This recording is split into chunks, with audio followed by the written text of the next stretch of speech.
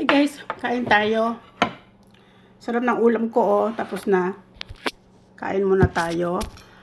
Actually, this is my lunch. I don't have my breakfast yet. So, straight na. Diretso na. Kakain na tayo ng ating pananghalian. Dami guys oh. Ang aking sinigang.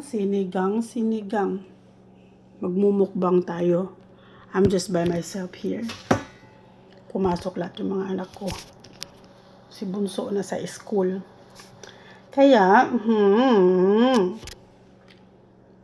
kain tayo guys, okay? Charap kaya siya. Charap. Ang charap.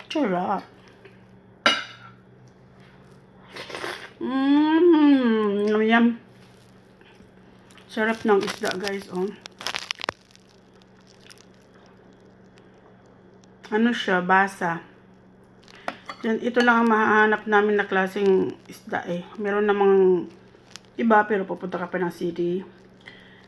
But siguro magsisiri ako next week, I think. Pupunta ako ng Edmonton kasi hahatid ako ng box ng mama ko. So dadaan ako ng TNT. At least nandun lahat ng isda. Kasi every time, ganito ang ginagawa ko.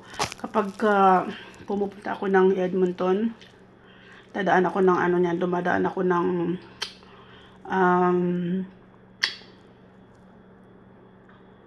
ng TNT store. Halos lahat ng isda doon, lahat ng klase binibili ko yan at siniista ko lang sa ref. Kasi ako, mostly ang kinakain ko fish.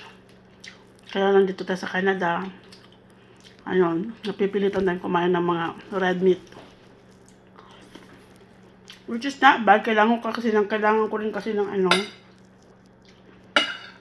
zinc para dito sa buhok ko. Alam mo na. Sarap. But guys, kain muna ako, okay?